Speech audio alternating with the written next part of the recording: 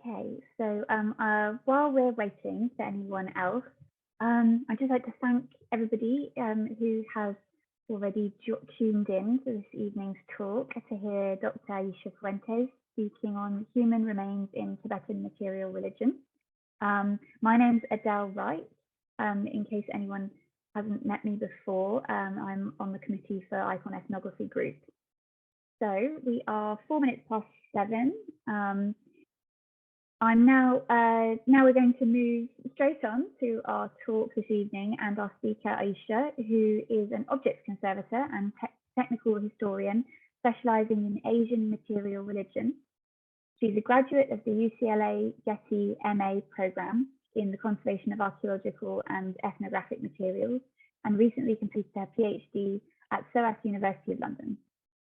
In addition to the US and UK, she has worked as a conservator in China, Sri Lanka, Bhutan, Cambodia, and Sudan, which is absolutely amazing list of places, and is currently the Isaac Newton Trust Research Associate in Conservation at the University of Cambridge Museum of Archaeology and Anthropology. More information about Aisha's work, professional experience, and interests, including publications and previous talks, can be found at www.aishafuentes.com, and you can find that website address on the Icon Events webpage if you want to click on that. So without further ado, I'd like to pass the seat on to Aisha to take over and share her screen with her talk. Thanks very much. Thanks, Adele. Okay, let me see here.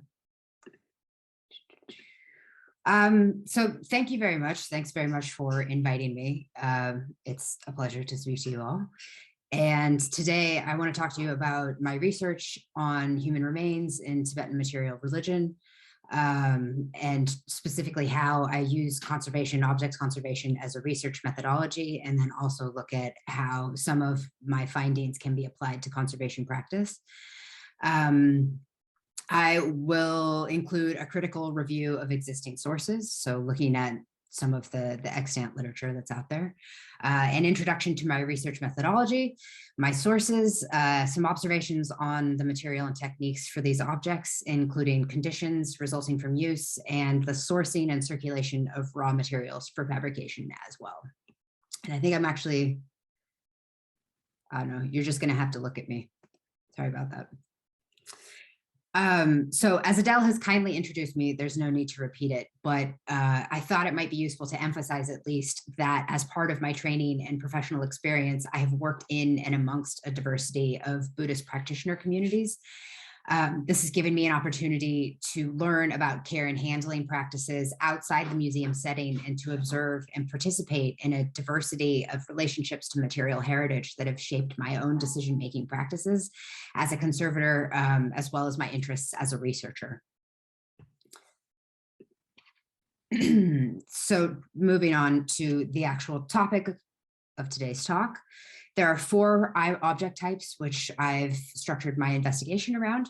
I've spent over 10 years researching these objects as a postgraduate student, as well as a museum professional, and then most recently during my doctoral research at SOAS.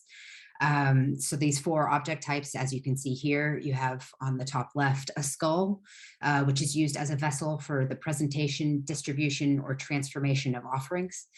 On the top right, you have a thighbone, which is used as a musical instrument, as a trumpet, for example, which is used to invite volatile deities and intermediaries during specific rituals which are done to pacify or subdue them.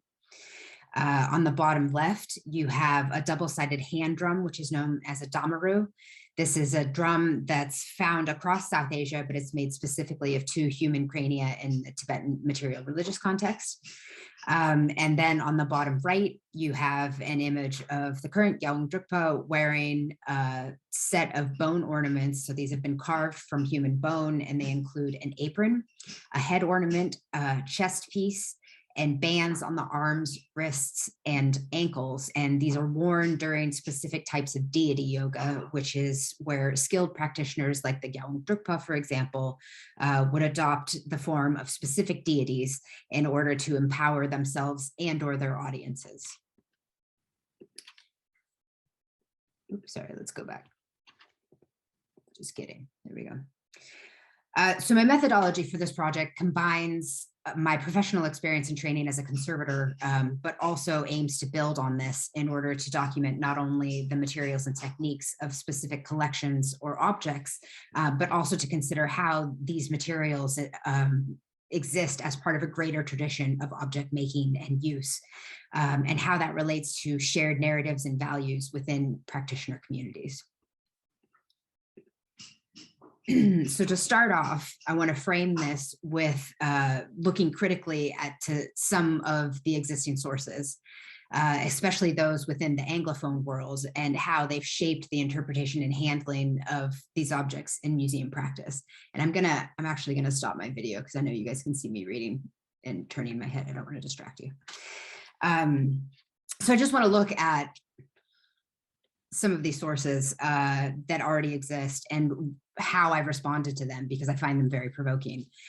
So here, for example, is a historic museum record from the V&A, and you can see some of the language that's been used here, and specifically in this final sentence that I've highlighted in red. When I read this language and when I saw these sources repeated in other museum records, I really started to wonder at how words like sorcery or exorcism or devil dance, even necromancy, for example, how those kinds of words resonated within contemporary audiences and practitioner communities. It's also worth noting that Lawrence Waddell, the author here, was a British colonial officer in South Asia and the Himalayas, and that his work, which is some of the earliest English language scholarship based on fieldwork and observation of these objects, his work has been treated as foundational to the interpretation of Tibetan material religion in UK museums and abroad. And if you're curious about this issue of colonial acquisition and knowledge production, which is much larger than just this one slide is going to give you a sense of, I would highly recommend Claire Harris's Museum on the Roof of the World, as well as the work of her student, Tuting Kelsang.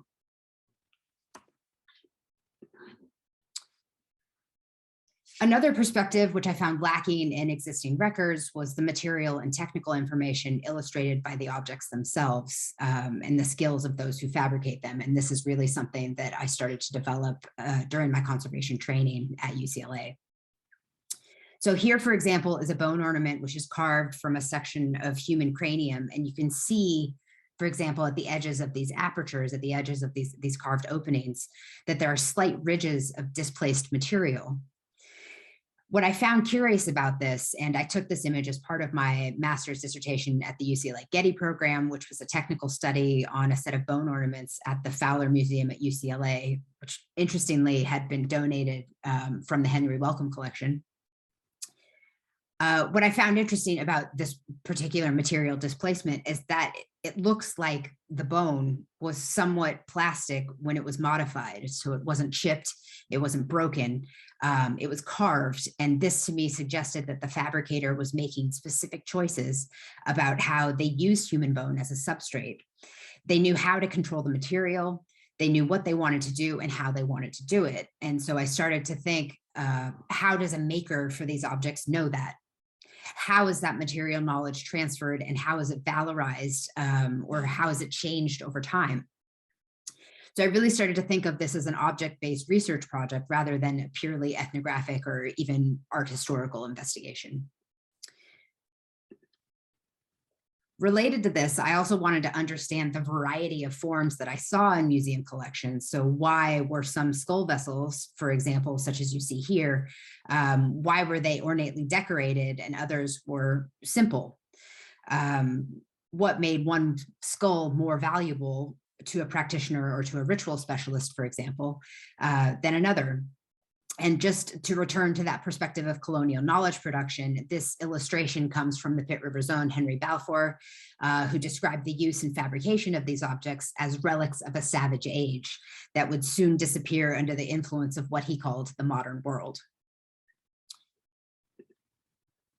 However, I knew from my experience working in South Asia and amongst Buddhist communities of the Himalayas, I knew that these objects are still used, constructed, and valued.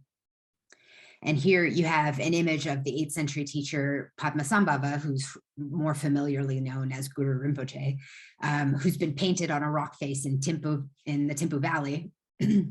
Any of you who may have traveled in the Himalayas would recognize his image, and he is well known and commonly celebrated as a foundational figure in Tibetan religious institutions across the region.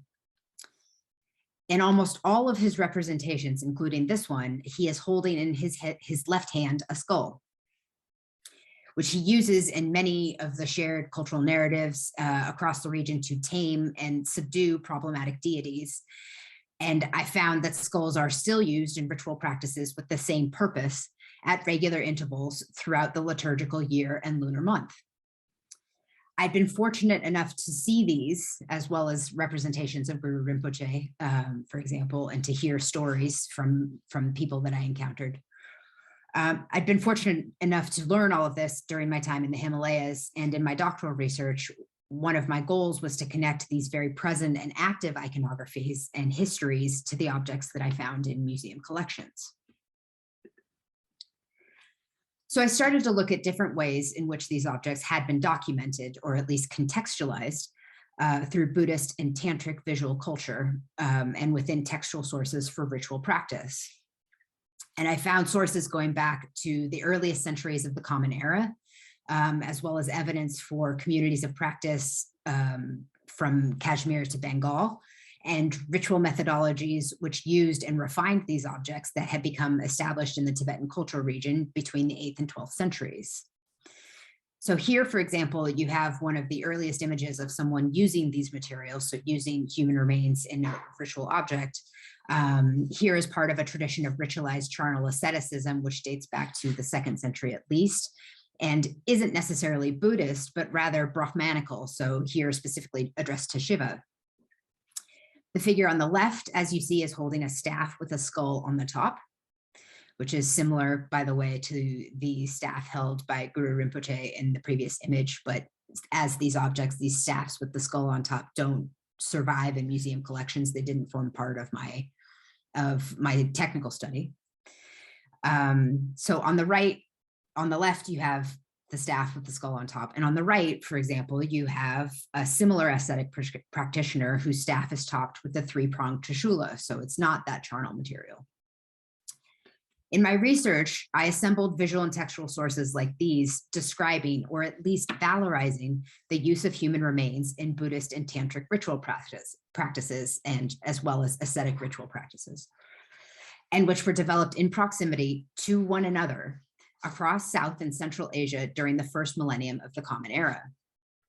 In existing Anglophone and European sources, however, interpretations of these objects were rarely framed in relation to this longevity, and I felt it was an important thing to illustrate through my research, especially because these lineages of practice and transmission, these historic sources and exchanges with adjacent communities, for example, these were extremely important to the practitioners within the region with whom I spoke. So how does this relate to the objects that I found in museum storage? In addition to a number of US museum collections of Tibetan material religion, which I accessed in my conservation training at UCLA, in my first year at SOAS, I also visited some UK collections in order to better familiarize myself with the variety of forms and materials found in these objects. And here is an example of what I found. So here in storage at the Wellcome Collection, I found a set of 4 shallow skull vessels with textile pennants, as you see here in 3 pieces. Fortunately, since they had been an anthropological collection, they had never been on display, so they'd never been cleaned. I had also never seen at this time this particular type of skull-based object, but I guessed from the condition, and particularly the area of polishing on the left side there, that it had been held like this. As you can see my hand on the left-hand photo there. When I took images of this object into the field with me, and during my 2nd year of doctoral study, I traveled for 11 months across the Tibetan cultural region in China, India, and Nepal. When I took this image into the field with me, it was quickly identified by practitioners as a banda, which is used, as you can see in the archival photo on the right, the figure who's in the foreground, in his left hand, you can see a similar object, the skull and a pennant hanging off the far side. So this image, which was shared with me by the Tibet Museum in Dharamsala, you could see him using this object in a masked ritual dance, which is called cham in Tibetan, and particularly the black hat dance, which you see here on the right, and with which some of you may be familiar. In my fieldwork, I saw this object in use, and in paintings, as well as photographs when I had access to them, I saw its use celebrated as a ritual skill going back to the 13th century. Moreover, I found textual sources describing this use of the object that dated to before the 11th century. So I was able to connect the object, which I found in the Welcome stores, to lived practitioner experience, as well as the longevity of the teachings that promote its use. Here's another interesting connection, and here it is a headpiece from a bone ornament ensemble, and these ensembles are called rugyen in Tibetan, though this particular object on the left here is made from animal rather than human bone, but I'll return to that in a second.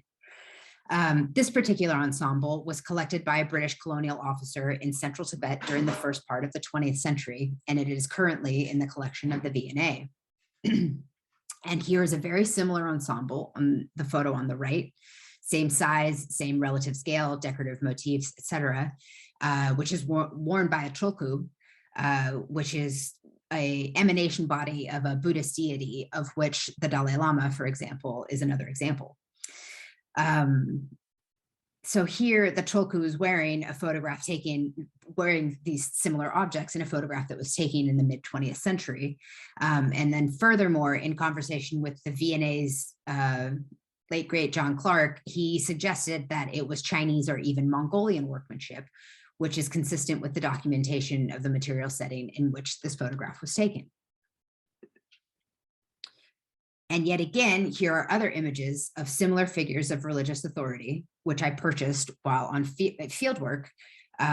These two small photographs are meant to illustrate the ritual authority and expertise of these figures wearing similar ornament ensembles, and to demonstrate these figures' capacity to transform or empower.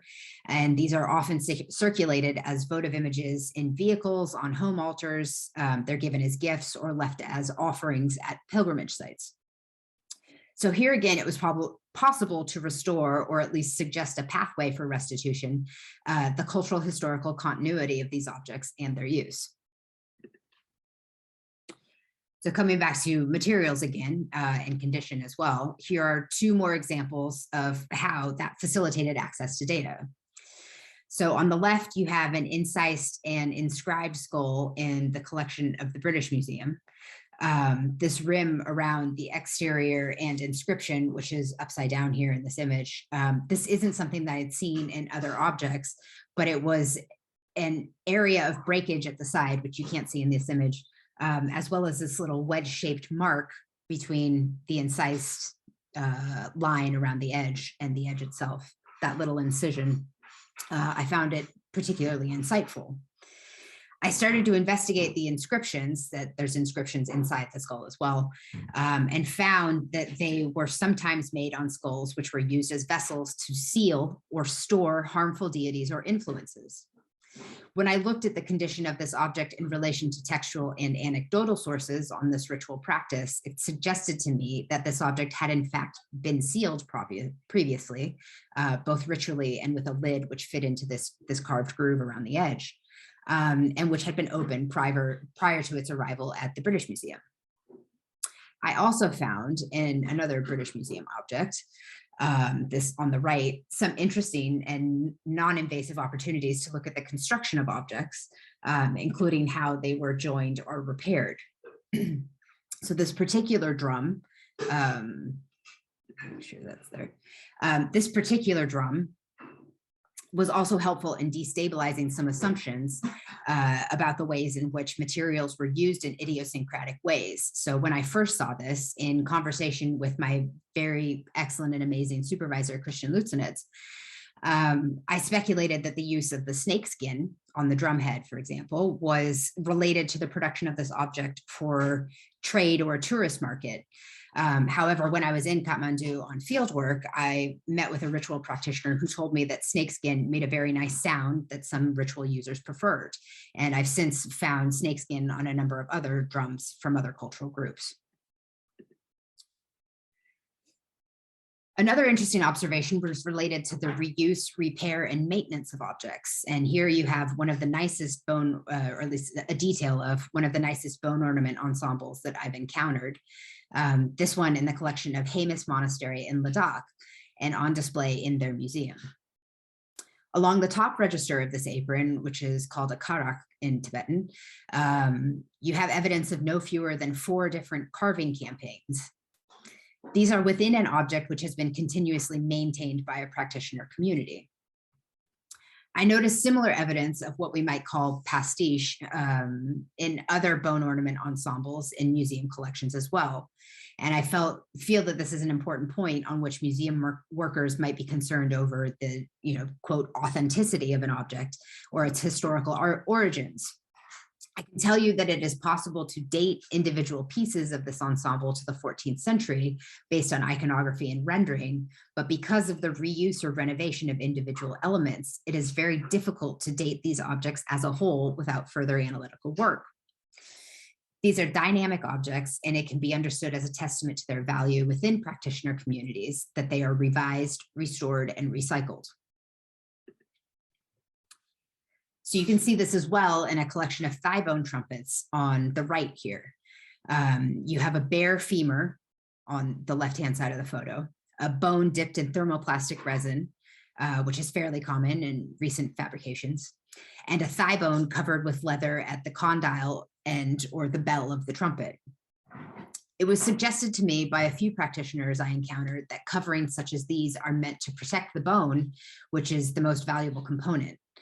This suggests a modularity to these objects, and these amendments or additions can be understood as sacrificial or at least subordinate to the maintenance of the femur as the primary instrument. On the left here, you see the kinds of conditions which can result from use with colored accretions that may be related to the object's function as a vessel for the ritual preparation or empowerment of medicines or elixirs. In many skull vessels, there might be a metal liner added to protect this interior surface from wear.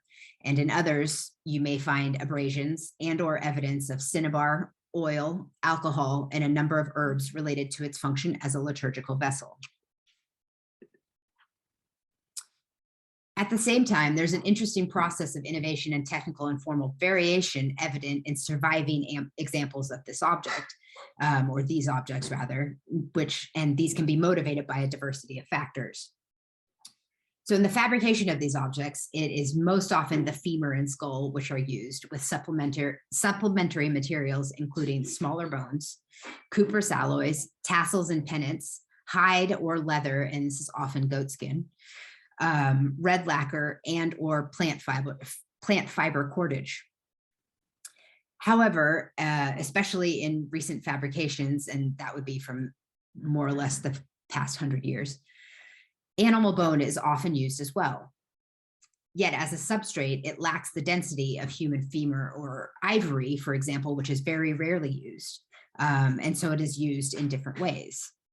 So here you can see another part of the ornament ensemble from the V&A, which I showed earlier, when I showed the headdress at least. And you can see that the size and shape is larger than any human bone. So this is my hand for scale, and it lacks the same density of these collection of carvings, for example, which are highly detailed relief. Instead, in this object, the craftsperson has relied on shallow relief and piercing or open work. The shape and materials are different, but the function as ornamental regalia, as demonstrated here, for example, and here, that function is relatively coherent.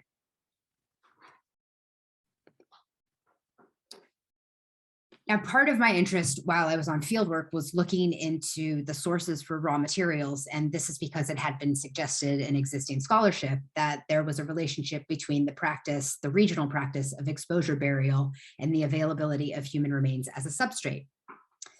However, once again, I found a more complex relationship between this practice of dismemberment and exposure to scavengers, and this is called jator in Tibetan, or scattering to the birds.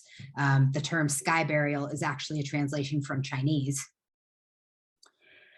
But I found a more complex relationship between this practice and the availability of human remains, where the bone fragments resulting from this process of corpse disposal are not always suitable for use in ritual objects, as you can see from this cranial fragment in my hand. Moreover, I found that bones from donors in historically embedded communities were recovered regardless of the burial method, which was often determined by local religious authorities in combination with economic factors like access to transport or material wealth. And as a result of rural to urban migration, for example, many people were dying far from these established pathways for donation in hospitals, for example, which had become another illicit source for raw materials. So here you have a selection of skulls for sale in a Tibetan neighborhood in China on the right. It was, of course, difficult to be certain of the provenance of these materials, but in speaking with practitioners, the criteria for donors could be extremely specific or fairly ambiguous, depending on their ritual purpose, their education, and unique interest in the object.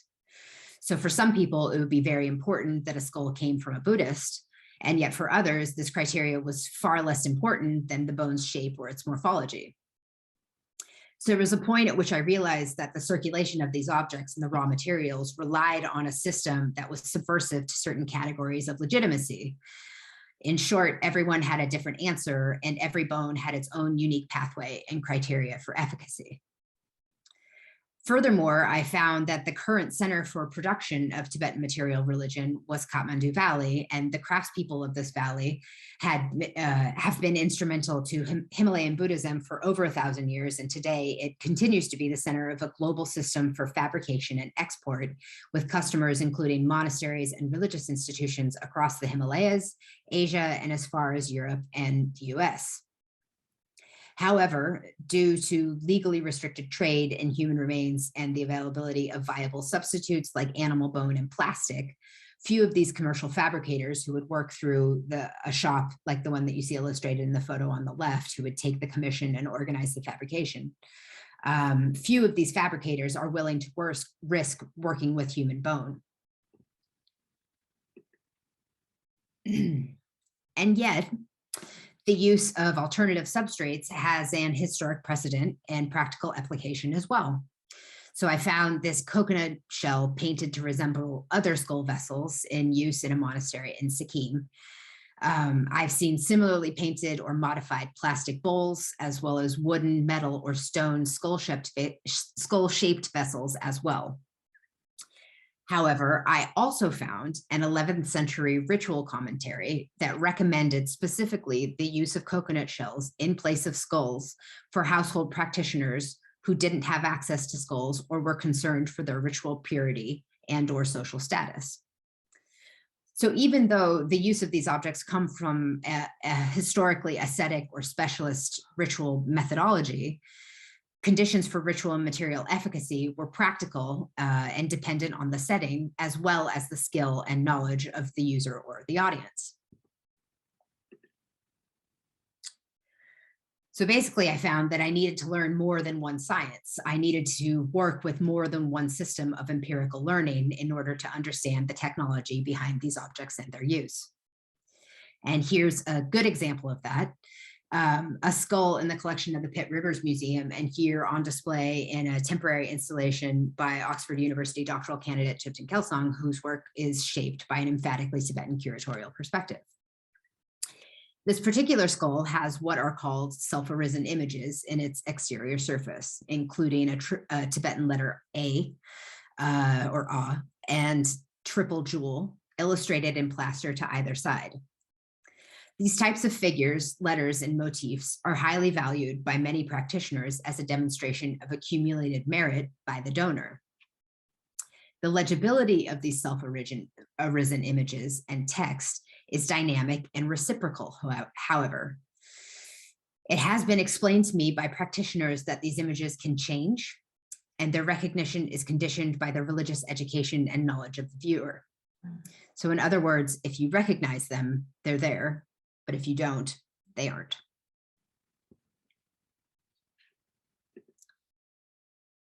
And okay, I just want to finish up today by talking about handling, access, and display, which I hope will be useful to you as museum professionals and colleagues. Throughout my fieldwork and time with practitioner communities, I observed a number of ways in which these objects were made accessible to the public, including non-practitioners like myself. It is worth noting that yes, as human remains, these highly specialized objects are subject to restricted use. And yet here in this image, for example, this is taken in a temple in the Kathmandu Valley. There is a skull at center with a metal liner, and it holds brandy, which has become in this setting a refined and purified offering that is also distributed to visitors for consumption. These kinds of distributions and empowered elixirs are part of the regular liturgical calendar and also found as part of larger public ritual audiences and teachings, for example, as part of the masked ritual dance, which I discussed earlier in relation to the objects at the Welcome Collection. These kinds of regular practices can be performed in many communities as part of a New Year's celebration, for example, in order to secure the well-being of the community and maintain good relations with the local deities. Similarly, the use of a thighbone trumpet is often found in the practice of che, or cutting, wherein ritual specialists use the instrument to invite volatile deities, harmful influences, and intermediaries to the practitioner in order to subdue or pacify them through ritual action. Here you can see an historic photograph of such a specialist demonstrating the use of ritual instruments. And this particular display was previously at the Pitt Rivers Museum. Types of harm addressed through this and other practices include, which use human remains, include bad weather, seismic activity, which is particularly concerned in the Himalayas, and disease, including pandemics or epidemics. And there is a textual precedent for these public welfare-oriented applications that goes back, again, to at least the 11th century.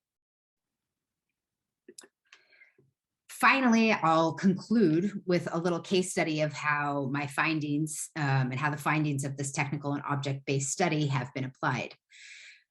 Here is a display of two skulls in a museum within a monastic complex in Sikkim at the very excellent Namgyal Institute of Tibetology. Highly recommended if you find yourselves in Gangtok. This is a museum within a converted religious building that's within a practitioner context. And here, as elsewhere, I saw skulls, which are used as vessels, that were stored or displayed when turned up. So that is when with the crown of the cranium facing down. I saw these stored or displayed with seeds, flowers, bread, grains, oil, and other offerings in them. It was explained to me that this was common to all liturgical vessels, whether they are empty or when they are empty, excuse me, regardless of their materials. So it could be ceramic, it could be metal, it could be any kind of liturgical vessel. Other storage strategies for liturgical vessels include turning them over or covering them, and that this is done in order to preserve the object's capacity to transform impurities and or to collect or distribute merit. After returning from fieldwork, I was contacted by Emma Ramos, curator at the British Museum, who was at that time doing research in preparation for a 2020 show on Tantra in South Asia in the Himalayas. And with her support, I organized a workshop at the BM with museum specialists and her exhibitions team to discuss the findings of my research and how they might be applied in the public display of these objects. While this is only a beginning to the incredibly large project of restoring these objects' context and cultural histories, as well as connecting the agency and systems of care found amongst practitioners or descendant communities to museum objects and collections, I was very proud here that we managed to convince the British Museum to freeze some grains of rice, which you see in this skull, and to add them to the display of the object, which I photographed in the galleries. I think I'm gonna leave it there for now. But I should mention that my full text dissertation is available for download from the SOAS library and includes many more images, technical details, condition notes, and a more in-depth discussion of the cultural historical narratives, religious text iconographies as well. And that's available for full text download, free and publicly. But I think that's enough presentation for now.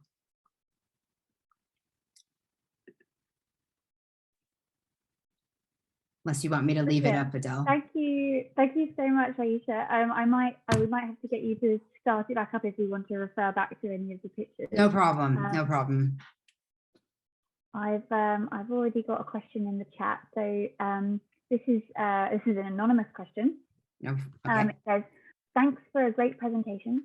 I know very little about Tibetan culture. Are there any protocols regarding photography of human remains, unmodified or combined in objects? Is it considered acceptable to photograph any Tibetan material?" That's an interesting question. I mean, I think in my experience, I took a lot of photos when I was on fieldwork. And I took those photos, a lot of times were in religious spaces or sometimes in private homes and sometimes at shops. And I would always ask first. I would always ask the custodian, the practitioner. A lot of times it was monks who were there, who were caring for the objects. And it was almost always a practitioner. And if they said yes, then I took the photo. And if they said no, then I obviously didn't take the photo. But I think there, as with many of my findings, it really just depended who I was talking to. And especially if it was like a young kid who was on Instagram, he's like, yeah, take a photo. But if it was like maybe someone older who had a little bit more anxiety about where that photo would go, then they would say no. So it's really hard to generalize, because here and with all of my findings, it was really hard to generalize. It really depended on the individual.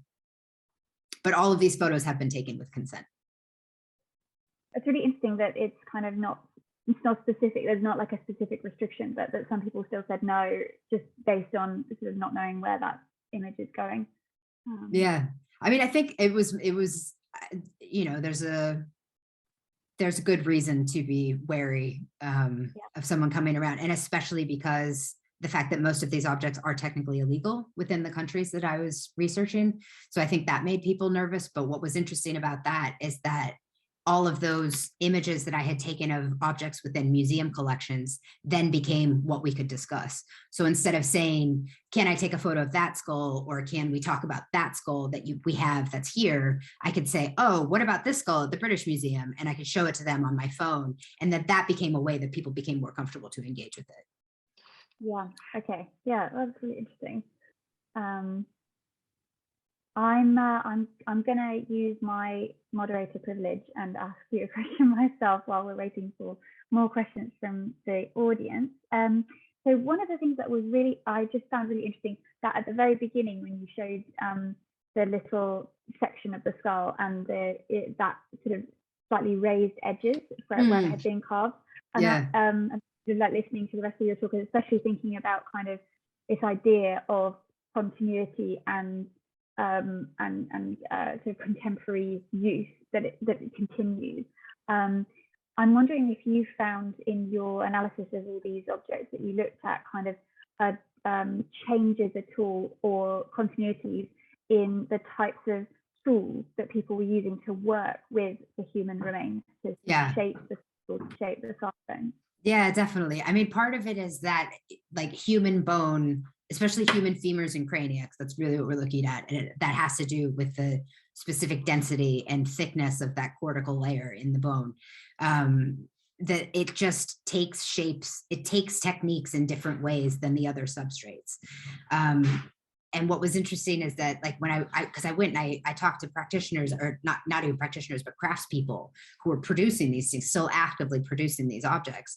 And they would look at these historic objects, you know, in the British Museum or wherever else that were made from human bone. And they were like, we can't do this anymore. And they would use electrical tools. So that, I mean, they'll use a Dremel, you know what I mean? Like it was not hand tools. They're fine using Dremels. And then they told me all kinds of things about artificial patination and, you know, aging and the various substances that they would smear over them, which included motor oil. wow. in order to make them look older to appeal to the market. But so there was definitely like an openness to using new and different materials and techniques. But there was also a sense that the skill was lost, that those specific skills from those historic objects, they're like, we don't know how to do this anymore.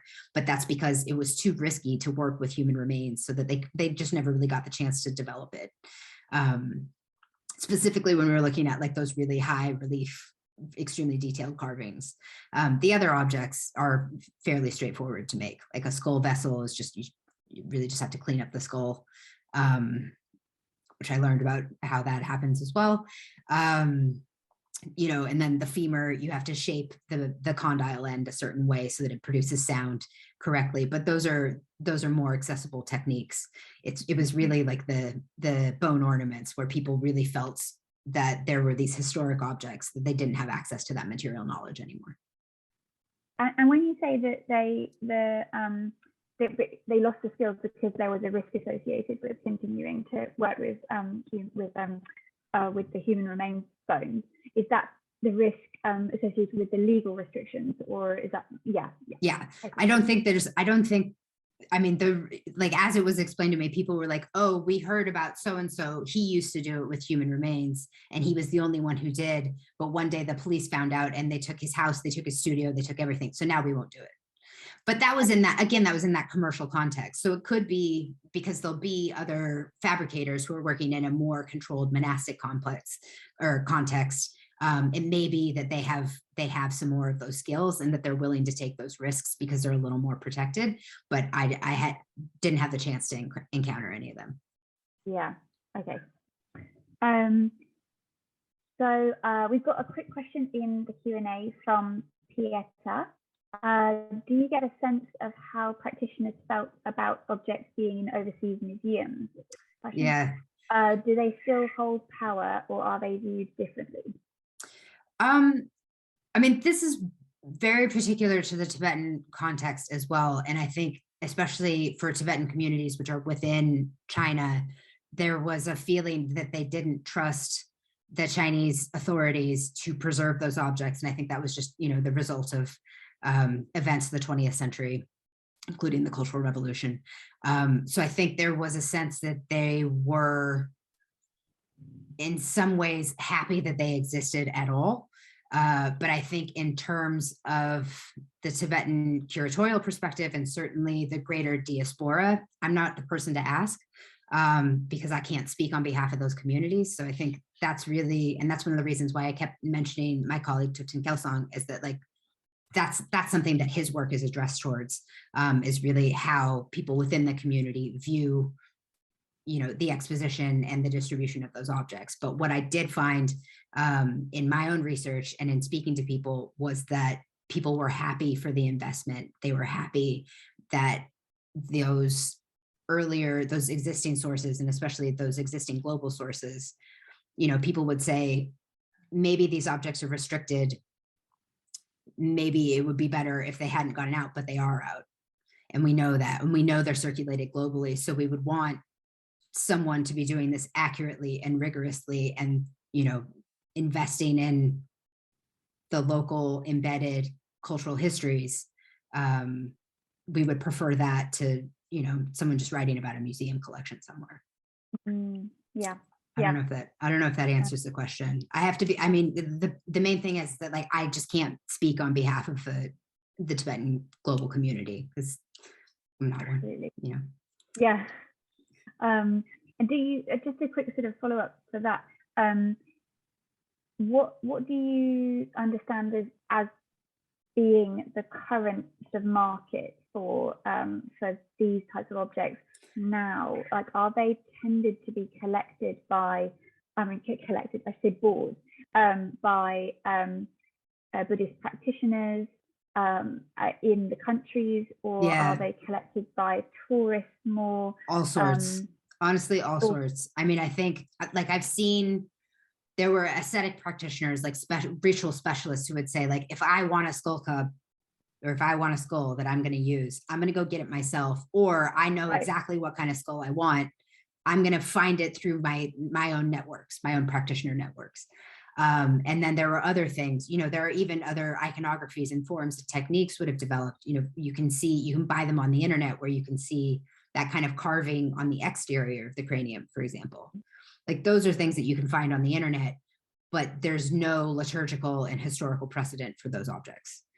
So it's not a question of whether or not they are authentic, because anything can be made authentic through skilled use. But definitely, like there's an awareness of a global market, and that market, I mean, it's financially driven. So a lot of the nicest objects go towards, and there's a frustration about that, definitely, that I heard from people. The nicest objects go to the wealthiest collectors, and at present, the wealthiest collectors with the best access tend to be in China. Right. Yeah. Okay. That's interesting. I've got a couple of questions from Samara. Thank you so much for that. Could you elaborate more on what you're hoping museums may do in response to research like yours? I know there are some collections that are in museums where it has been decided between the staff, institution, and original users of the items, in this case musical instruments, that it is most respectful to play the instrument. Would this be a case of restitution, or perhaps having practitioners come and demonstrate how to care for the items and use them? Love it. Yes, 100%. I think, so I do have to say, in relation to the Tantra show that I did, where I got the grains of rice in the skull, we also had a Cha practitioner come down, play the thighbone trumpet as well as the damaru. We recorded it, so that content was actually there, and we had someone who was a specialist from within the practitioner community play those instruments, because personally I don't think there's anything sadder than a silent musical instrument, and that's across, you know, Adele, I saw you yesterday. We were in the galleries of the MAA playing the drums, which in itself is a diagnostic tool for their condition. You know, I mean, I think that we, especially as conservators, we need to be a lot more open about learning other systems of care and other methods of analysis and evaluation, because I think the preservation mandate that we just need to keep it in one piece for eternity, that's very restrictive. So I'm very much in favor of activating the objects, of making them accessible to practitioners for use, including, you know, people amongst the Tibetan diaspora. Yeah, I think anything that I can do in terms of this research and making it accessible, but also just as a conservator more generally, I always tend towards more access, more, you know, more activation. Yeah, that's fantastic. The follow-up little bit from Samara was related to that. She writes, only because shipping human remains to their original cultures where they are banned may not be feasible. And of course, yeah, this is partly the problem, right? But I think also there's another interesting thing about, I mean, this is like the issue of them being human remains, that is something that we fixate on for legal reasons. You know what I mean? Like, we have to do that. Especially within this country, we have the Human Tissues Act, and there's other legislation in other countries, but so we have to focus on it. We have to invest in it in a particular way. We have to protect it in a certain way.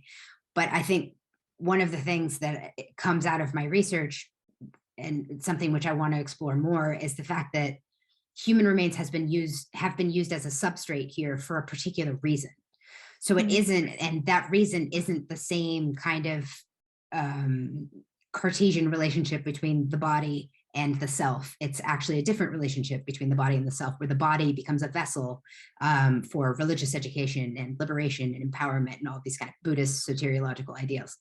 So I think it's also worth thinking about the fact that these objects teach us about how some people, and specifically, you know, Tibetan communities or Tibetan practitioners, how they view the body as a vessel, or how they view the body as a material. And I think that's really worth engaging in, that it isn't that relationship between the individual identity and human body or human bones, it isn't always the same. And we know this from other objects as well. I just think it's an interesting case study here in Tibetan material religion. Absolutely. I find that so interesting, kind of when you talked about the donors and the sort of sourcing of the human remains.